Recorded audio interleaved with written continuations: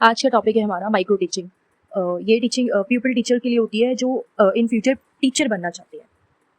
This is for training only, मतलब ये teaching training के दौरान होती है, जो कि डीएलएड के टाइम पर होती है। मेरी डीएलएड के टाइम पे तो ये हुई थी, आपके में भी हुई होगी, लेकिन सीटेट में या किसी भी टीचिंग से रिलेटेड किसी भी एग्जाम में इससे एक दो क्वेश्चन पूछे जाते हैं। ये मिनी वर्जन में होती है और ये स्केल डाउन टीचिंग होती है जो छोटे पैमाने पर होती है, कुछ लोगों के साथ होती है और थोड़े से ही टाइम में होती है। माइक्रो टीचिंग डेवलप DWLN ने किया था 1963 में, और इन इंडियन में इसको इंट्रोड्यूस माइक्रो टीचिंग को इंट्रोड्यूस DD तिवारी ने किया था 1967 CPI इलाहाबाद में। और बाहर की कंट्री में, वर्ल्ड में, ये स्टैनफोर्ड यूनिवर्सिटी में हुआ था 1963 में डिवलाइट एलन के द्वारा, और इनके फादर भी डिवलाइट एलन ही है। स्टैनफोर्ड यूनिवर्सिटी हमारे USA में है।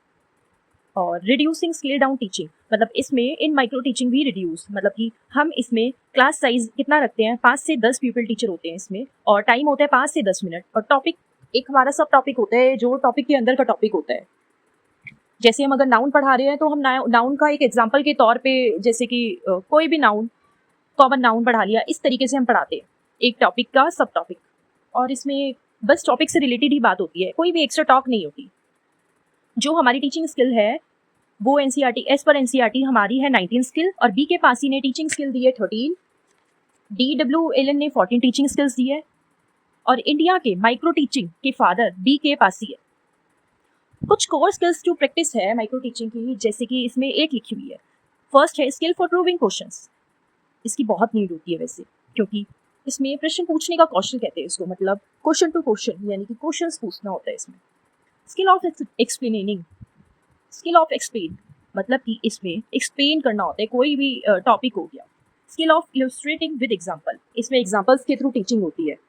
स्किल ऑफ स्टिमुलस वेरिएशन, मतलब कि गेस्चर के थ्रू, हाव के थ्रू, जैसे कि टीचर कैसे वॉक करता है, आई कोऑर्डिनेशन कैसे होता है, अटेंशन कैसे बच्चे देते हैं टीचर को पढ़ाने के दौरान, और वही इसमें ये सभी आता है।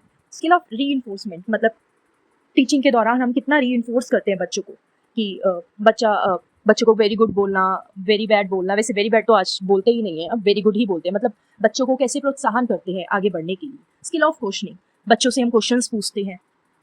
7th है हमारा skill of using black board, इसमें भी वही होता है कि हम ब्लैक बोर्ड कैसे यूज करते हैं। और 8th है हमारा skill of introducing a lesson, मतलब ये वो स्किल होती है कि हम लेसन को कैसे इंट्रोड्यूस करते हैं, मतलब बच्चे की प्रीवियस नॉलेज चेक करते हैं और उसकी लाइफ से कनेक्ट करके कुछ एग्जांपल्स के थ्रू भी हम समझते हैं उसको और शुरू करते हैं चैप्टर को। अब कुछ स्टेप्स हैं माइक्रो टीचिंग के। फर्स्ट है स्किल डिफाइनिंग, मतलब इसमें हम स्किल डिफाइन करते हैं। जो अभी हमने 8 स्किल पढ़ी है, इनमें से हम किसी स्किल पर एक माइक्रो टीचिंग हमारा लेसन तैयार करते हैं, मतलब वही 5 से लेकर 10 मिनट का। और सेकेंड है डिमोन्स्ट्रेशन बाय एक्सपर्ट। अब जैसे हम माइक्रो टीचिंग दे रहे होते हैं तो सामने से बैठ के एक्सपर्ट, यानी हमें जो डीएलएड करवा रहे हैं, टीचर्स हमारे जो हमें पढ़ाते हैं वो भी होते हैं, हमारे पीपल्स भी हमें देख रहे होते हैं।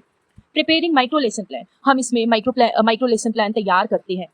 टीचिंग इन स्मॉल ग्रुप्स, हम जैसे अभी मैंने बताया, कुछ लोग ही जैसे पीपल्स हो गए हमारे, यही बैठ के देखते हैं हमारा डिस्कशन। इसमें होता है कि जो हमारे टीचर्स होते हैं वो हमें देखते हैं और हमें गाइड भी करते हैं। फिर हम रीप्लानिंग होता है इसमें, फिर रीटीचिंग होता है, फिर रीइवैल्यूएशन होता है। और ये रीप्लान, रीटीचिंग, रीइवैल्यूएशन जब ही होता है जब इसमें नीड होती है इम्प्रूवमेंट की, जब ही होता है ये कि कुछ ऐड करना है, कुछ डिलीट करना है, कुछ एग्जाम्पल्स सेट करने हैं, इस तरीके से होता है ये। और इस एज पर NCERT ये 5 है, टीचिंग, फीडबैक, रीप्लान, रीटीचिंग, रीफीडबैक। ये 6 मिनट्स के होते हैं। ये माइक्रो टीचिंग का साइकिल है जो एज पर NCERT ने दिया। इसमें भी पहले टीचिंग होती है, फिर हम फीडबैक देते हैं, फिर वो रीप्लान करते हैं, फिर रीटीचिंग होती है, फिर रीफीडबैक हम देते हैं। यही बार बार चलता ही रहता है अगर टीचिंग ठीक से नहीं देते हैं तो। ये रीप्लान जब ही होता है जब कुछ नीड होती है इसमें इम्प्रूवमेंट